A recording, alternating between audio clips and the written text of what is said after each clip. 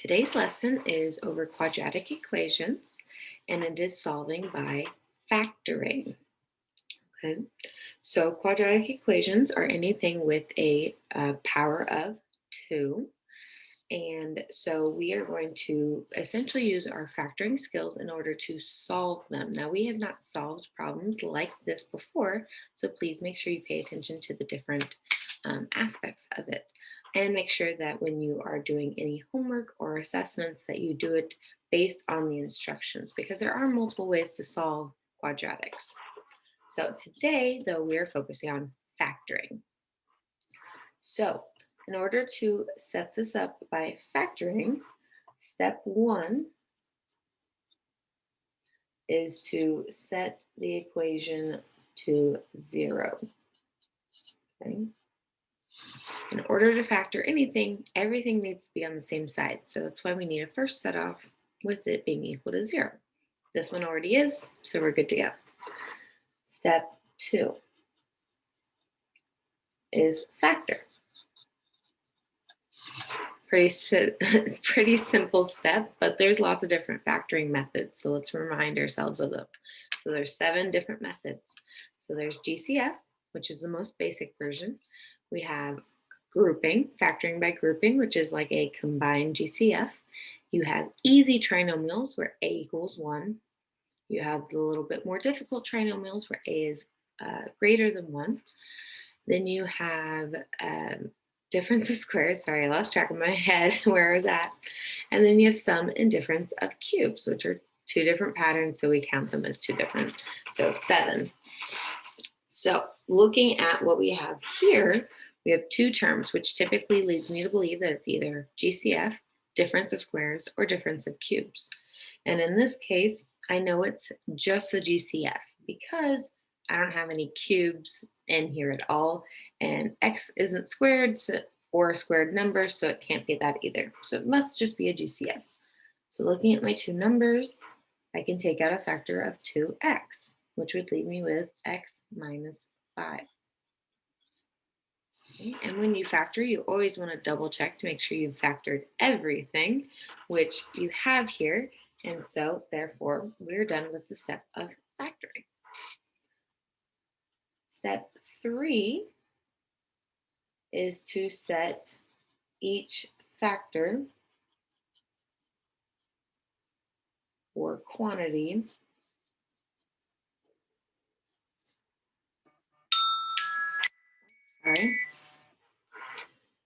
equal to 0 and solve.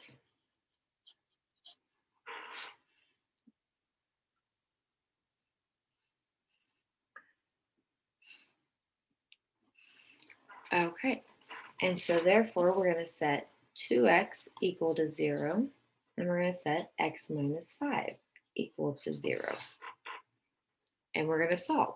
So technically you would divide by 2 on both sides, which would get you x equals 0. And over here, I would add 5 to both sides, so I would get x equals 5.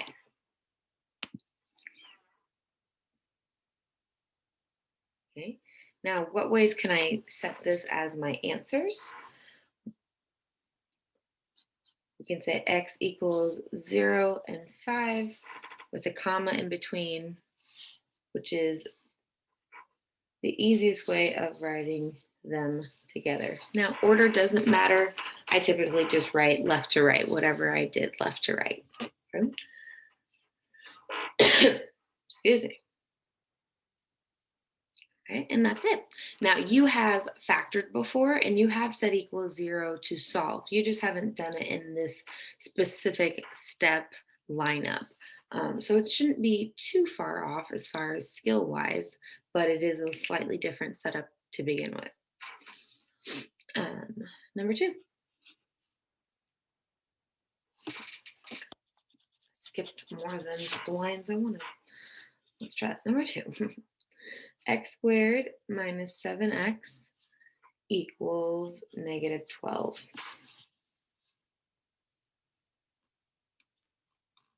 There we go. Okay, so first step, I'm going to set it equal to 0. So I'm going to add my 12 over.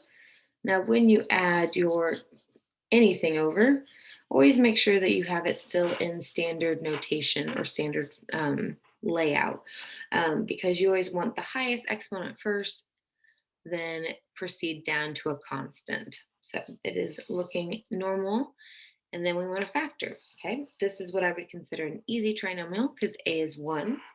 When a is 1, I know I simply have to have x and x. Also, something important I didn't remember. Remember to keep your equals 0 when you're solving, okay? Don't drop that off, okay? Much like your GCF, you got to keep that GCF in there. Make sure you have it still set to 0. Okay, factors of 12 that add to 7. Okay, well, my factors of 12 are 1 and 12, 2 and 6, or 3 and 4. So the only ones that would get to 7 would be 3 and 4, as long as they were both negative, and a negative times a negative is a positive. Okay, and then we're going to set equal to 0 and solve. So x minus 3 equals 0, x minus 4 equals 0.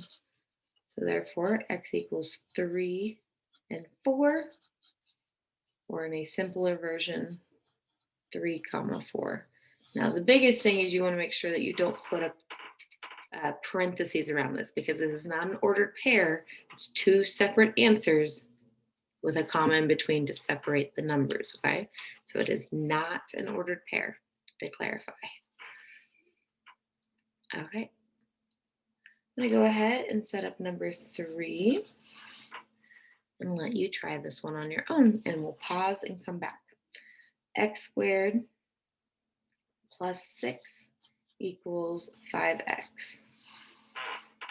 Okay, go ahead and try that one, and I'll come back in a second and help you out, or double check you got it correct. Okay, let's see how you did. So first thing you gotta do is subtract that 5x over. So x squared minus 5x plus 6 equals 0. Set up my factoring. X and x. Factors of 6 that add to 5. This one always seems to be a tricky one because technically both factors of 6 could add up to 5, but the key is that you're adding to a negative and multiplying to a positive. So they both need to be negative, so therefore that would have to be -2 and -3. Set equal to 0. So that is 2 and 3 as our final answer.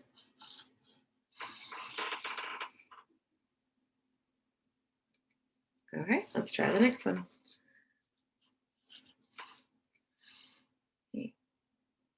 0.1x squared plus 0.2x minus 2.4 equals 0. Okay, now we have never factored with decimals, so let's go ahead and get rid of the decimals. Let's change it up. Now, how do we get rid of decimals? How do we change our numbers? So in order to change numbers from decimals to, I shouldn't say whole numbers necessarily, integers, is multiplying by factors of 10. So 10, 100, 1,000, depending on how big, or I should say how small, the decimal is. So because these are each in the 10th position, that means I could just multiply both sides by 10. Now, when you're multiplying by 10, keep in mind you cannot multiply over an equal sign. So the proper way of writing it is multiplying by 10 on the left and 10 on the right. Okay? This kind of makes it look like I'm multiplying by an exponent. I'm going to make that a little bit lower. Multiply by 10. Multiply by 10. Okay. So when you multiply by 10, that moves your decimal place to the right. So therefore, we would have 1x squared plus 2x minus 24 equals 0, okay? Which is going to be a lot easier to factor. And if we kind of ignore that 1, it looks just exactly like our normal easy trinomials. So set up my factors. So I need factors of negative 24 that add to 2. Factors of 24, 1 and 24, 2 and 12, 8 and 3, 6 and 4. Okay, the only ones I would add to 2 would be 6 and 4. And I need to have opposites because I'm multiplying to a negative but adding to a positive. So I need the larger number to be positive, so it'd be positive 6 and negative 4. Okay. Now at this point, you probably realize that when you're setting equal to 0, that your number essentially becomes the opposite of what it looks like currently. For example, x minus 2, when you add, it's positive 2. So it looks opposite of what it originally was. So at this point, if you can do this in your head, the setting equal to 0, it's totally fine. So x plus 6 equal to 0, I would subtract 6, so therefore x would be negative 6. X minus 4 set equal to 0, I would add 4, so therefore it'd be positive 4. Again, if you're not comfortable with doing that part in your head, doing this part in your head, go ahead and write it out. Okay, let me go ahead and pause so I can change my page. All right, let's try this one. So we have decimals again, so we want to multiply by a factor of 10. And because they're each in the 10th position, we're going to multiply by 10.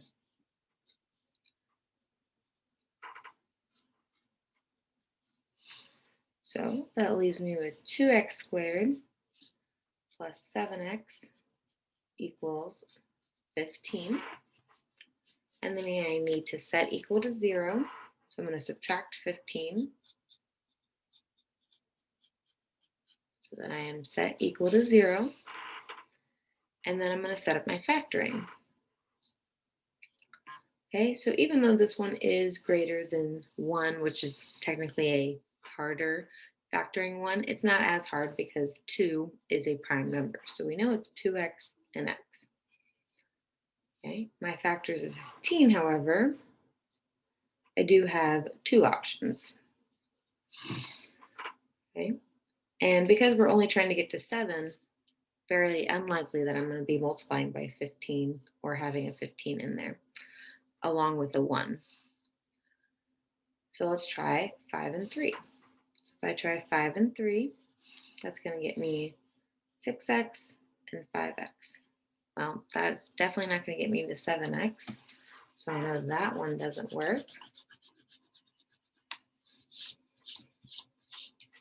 So let's try 3 and 5. That's going to get me 10x and 3x, which can get me to 7x if I use the appropriate negative sign. And so I want the larger one to be positive. So I want positive 5 and negative 3. Okay, now this is the first example where we had something other than just x. We have 2x. So what does that look like when you solve this one? So 2x minus 3 equals 0 is just a two-step problem. So we would add 3, you would get 2x equals 3, and divide by 2, so x equals 3/2. And again, you could potentially do that in your head, but it does take a little bit more thought process. So therefore, my answers for this one are going to be 3/2 and negative 5.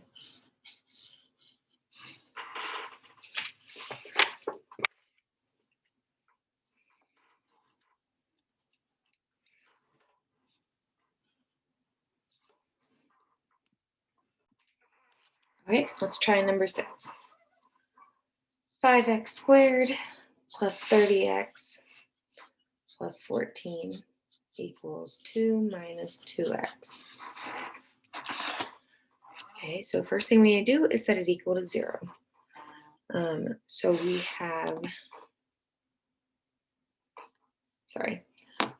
we have subtracting 2 from both sides, and I have adding 2x.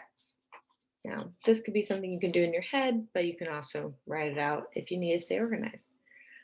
So I have 5x squared plus 32x plus 12 equals 0. Okay, so first thing I want to do, is there GCF? No, no GCF. I guess I could have asked that up here. But no GCF, so then we're going to factor it.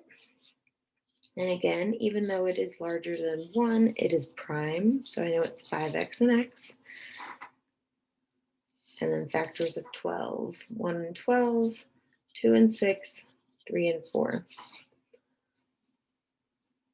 Okay. Now we are trying to get to 32.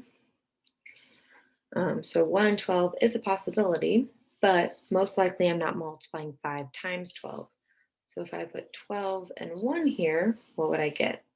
Well, I would get 5x and 12x, which is nice, but does not get me up to 32. So that option does not work.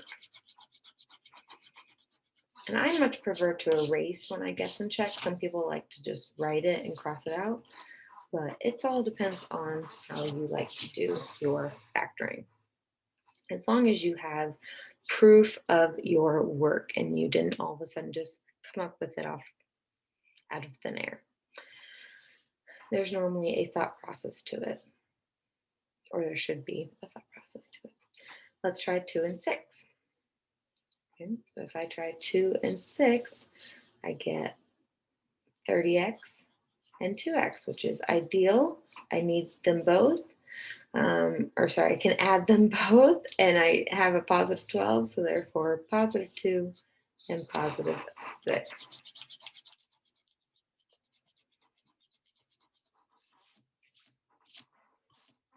Okay. And again, because this one is other than just x, I'm going to write down how we're solving that one. Subtract the 2, divide by 5. So therefore, x is negative 2/5 and negative 6. Good job. All right, I'm going to provide number 7 for you to try on your own. I just realized I can. Okay. 4x squared minus 14x plus 7 equals 4 minus x.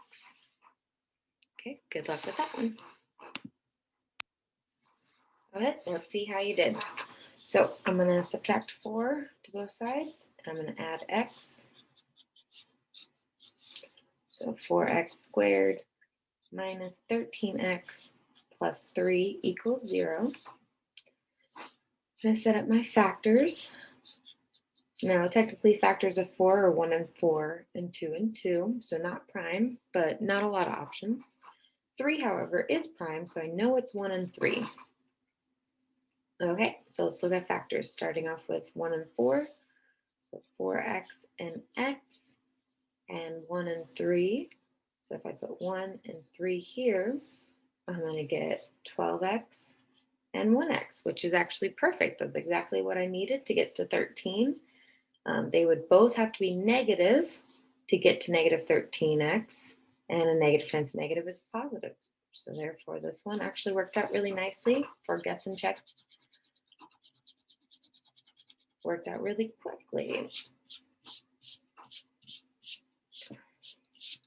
Sorry, get all the extra stuff off.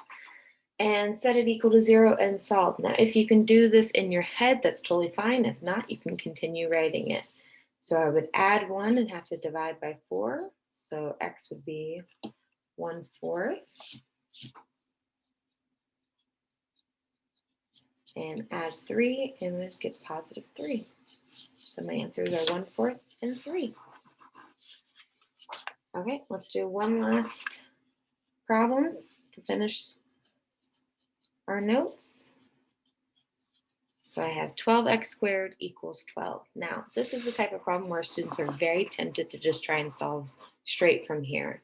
But specifically, the skill I'm looking for, or any teacher is looking for, when it says solve by factoring, is the factoring aspect. So if you don't solve by factoring, you're not going to get the value of the points that you deserve because you didn't show the method that is being assessed. So therefore, I need to set it equal to 0. So I'm going to subtract 12. obviously always go towards your x squared so it can stay positive. Okay, from here, they're both 12, so I'm going to factor of 12.